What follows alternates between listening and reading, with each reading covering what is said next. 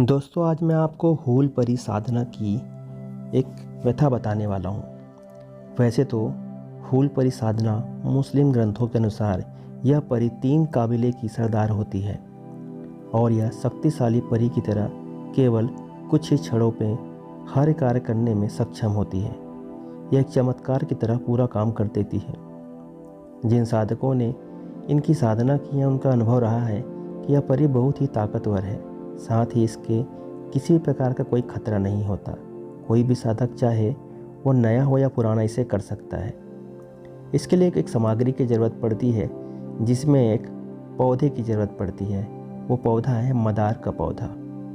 अगर मदार का आंकड़ा ना हो या उसका ज़रूरत अगर आपके पास नहीं हो पाती है तो इसके अलावा आप आम का पौधा भी ले सकते हैं। लेकिन इस बात का ध्यान रखें कि यह पौधा आपके उपयोग किया जाना है।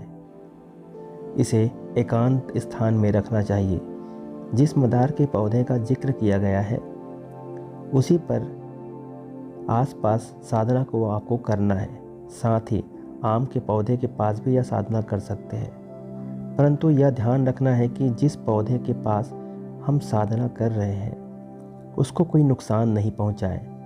उसकी साधना चलने तक उसकी सुरक्षा आपको करनी है, क्योंकि अगर इसको कोई नुकसान पहुंचाता है तो आपकी साधना खंडित हो जाएगी। अब साधना कैसे करें, ध्यान से सुने।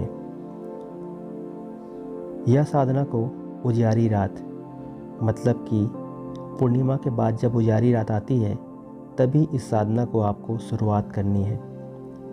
सप्ताह के किसी भी दिन इसको आप शुरुआत कर सकते हैं। साधना रात में ही शुरू करना है, मतलब आपको रात को 9 बजे के बाद 1 लोटा जल को भरकर मदार या आम के पौधे के पास जाना है। पहले ध्यान रखना है कि पौधे की छाया आपके सामने ना हो, यानी कि जिस ओर पौधे की छाया हो उसकी विपरीत दिशा में आप साधना करना है। अब छाया के विपरीत खड़े होकर आपको मूत्र विसर्जन करना है। इसके बाद लोटे के पानी से अपने गुप्तांग को धोना है। साथ ही लोटे में जो बचा हुआ जल होगा, जो बाकी जल बच जाएगा, उसको उस पौधे से धीरे धीरे डालें।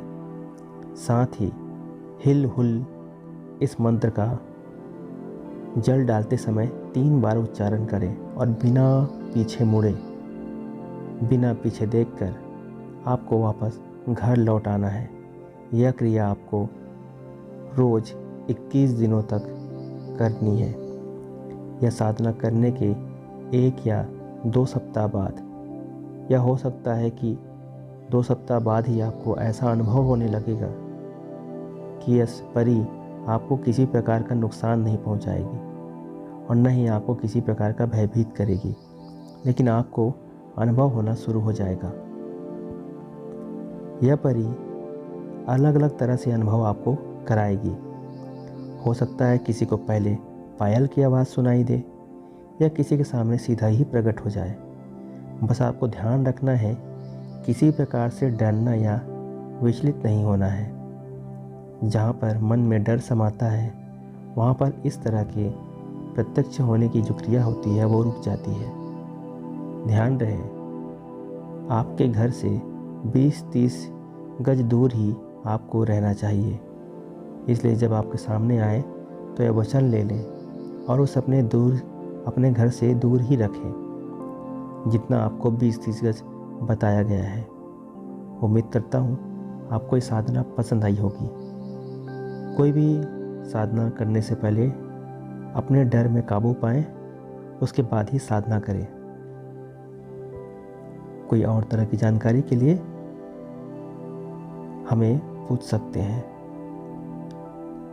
चलिए फिर से मिलते हैं एक और नए वीडियो के साथ में। तब तक के लिए ख्याल रखिए।